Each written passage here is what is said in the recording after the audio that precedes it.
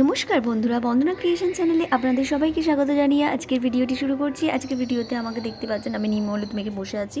যেহেতু আমার পক্স হয়েছিল আজকে 7 দিন, তাই অভি আজকে ঠাকুরের কাছে, শীতলা মন্দিরের কাছে এক ঘটি জল আর নিম হলুদ নিয়ে পুজো দিতে গেছে। আর এখন আমি বসিয়ে দিচ্ছি রান্নাটা, যেটা আজকে মেন রান্না খেতে হয়, ওই শিঙি মাছ কলমি শাক দিয়ে ঝোল। আমার হাতে যেহেতু পক্স হয়েছে, ওই জন্য হাতে পলিথিন জড়িয়ে নিয়েছি ভালো করে, যাতে না আমার হাত কোনো রান্নার সাথে টাচ না হয়। আর কলমি শাক কাটা হয়ে গেছে, আর এদিকে টমেটো, আদা, লঙ্কা কেটে রেখেছি, আর এদিকে শিঙি মাছটাও ভেজে রেখে দিয়েছি। তো কড়াইতে তেল দিয়ে 5 ফোড়ন, আলু দিয়ে খানিকটা ভেজে নিলাম। তারপরে আদা, টমেটো, কাঁচা লঙ্কা দিয়ে নেড়ে চেড়ে হলুদ, তারপরে এবার দিয়ে দেবো জিরে গুঁড়ো, তারপরে ধনে গুঁড়ো দিয়ে মশলাটা কষিয়ে নেব। আজ নাকি এটাই খেতে হয়, স্নান করার পর নিম হলুদ মেখে স্নান করে তারপরে এই রান্নাটা আমি খাবো। অভি তো পারে না, তাই জন্য আমি করছি। আমার বাড়িতে যেহেতু কেউ নেই, তাই রান্নাটা আমাকেই করতে হচ্ছে, কিছু করার নেই।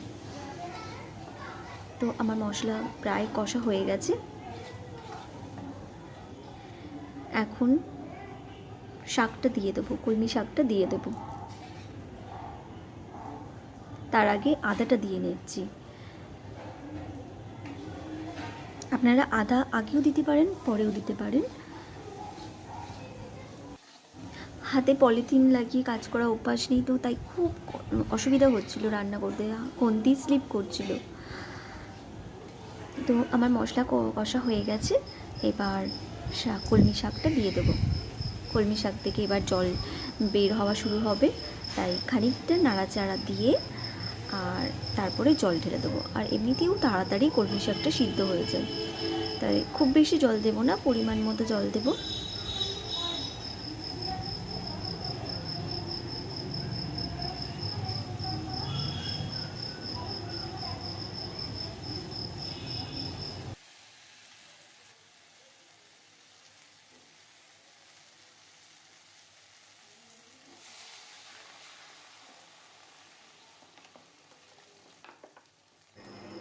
এখন জলটা দিয়ে দিলাম। তো এবার দেখি অভি আসছে কিনা, কারণ ও গেছে অনেকক্ষণই।